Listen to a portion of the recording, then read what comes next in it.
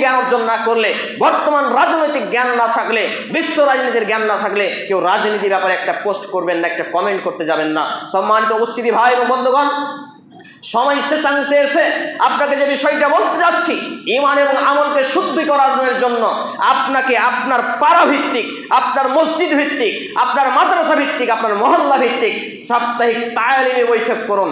তালিমি বৈঠক যেখানে ইলম অর্জন হবে, কোরআন এবং হাদিসের বেসিক ইলম অর্জন হবে, দার্সের আয়োজন করুন। হয় মসজিদের ইমামকে দিয়ে করুন, নইলে আরো বাইরে কাউকে দিয়ে করুন। তবে সেখানে কোনো সংগঠনের লেভেল লাগিয়ে কাজ করবেন না। সমস্ত মুসলমান, হানাফি, সালাফি, আহলে হাদিস যা আছে একত্রিত ভাবে কাঁধে কাঁধ মিলিয়ে মাসলাকটাকে একটু সাইডে রেখে দেন। বুকের উপরে হাত বাঁধা, নাভির নিচে হাত বাঁধা, এই নিয়ে খুব ঝগড়া মারামারি করলেন।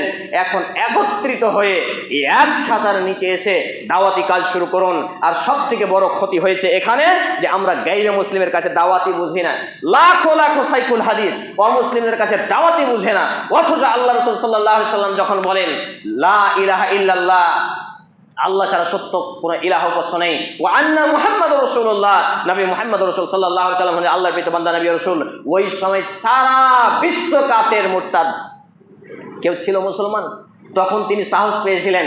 আমাদের দেশে মৌলবীরা নাকি সাহসই পায় না। নাউযুবিল্লাহি মিন যালিক। পড়াশোনা নেই, সাহস আসবে কোথা থেকে? পড়াশোনা করলেই সাহস আসবে। সম্মানিত উপস্থিতি ভাই এবং বন্ধুগণ, খুতবার শেষাংশে এসে যেটুকু অনুরোধ করব, পড়াশোনায় যুবকদেরকে আহ্বান করুন, পাঠক তৈরি করুন। এই যে বক্তব্য শুনলেন, 5 মিনিট ভালো লাগবে, 5 মিনিট পর খারাপ লাগবে। আমার একটা বৈশিষ্ট্য, চরিত্র, ক্যারেক্টারে কিছু ফল্ট পেলেই আমার প্রতি ঘৃণা আসবে। কিন্তু যখন আপনি পাঠক হবেন, পড়াশোনা শুরু করবেন, আপনার মস্তিষ্ক থেকে একটা হরমোন নিঃসৃত হবে, সেখান থেকে আপনার মেধা বাড়বে, আপনার চর্চা বাড়বে, অহেতুক কাজ কাম করার মন চাইবে না, আপনার গবেষণা তৈরি হবে।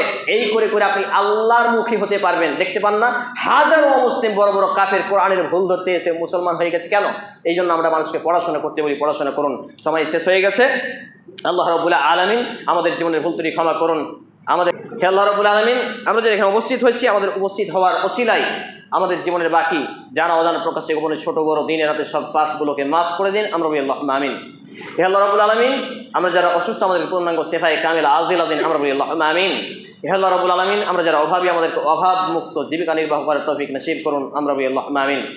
হে আল্লাহ সুবহানাহু ওয়া তাআলা, যারা আমাদের মাঝে থেকে দুনিয়া থেকে বিতাড়িত হয়েছে, বিয়োগ হয়ে গেছেন, মৃত্যুবরণ করেছেন, প্রত্যেকের বাপ মা ভাই বোন আত্মীয় স্বজন যে বা যারা এই মুসলমান হয়ে মৃত্যুবরণ করছে, বিশেষ করে আমার নানানি আব্বা এবং মা রাহিমাহুল্লাহ তাআলা, তারা দুনিয়া ছেড়ে চলে গেছেন। আল্লাহ তাআলা তাদের জীবনের ভুল ত্রুটি ক্ষমা করুন, তাদের কবরের শান্তির বিছানা বিছিয়ে দিন, তাদেরকে জান্নাতুল ফিরদাউস নসিব করুন। আমরা বলি আল্লাহুম্মা আমিন। এ দাবি, এ দোয়া, এ দরখাস্ত মহান আল্লাহ সুবহানাহু ওয়া তাআলার সামনে রেখে আমরা আমাদের জুমার খুতবা আলোচনা এখানেই টানছি।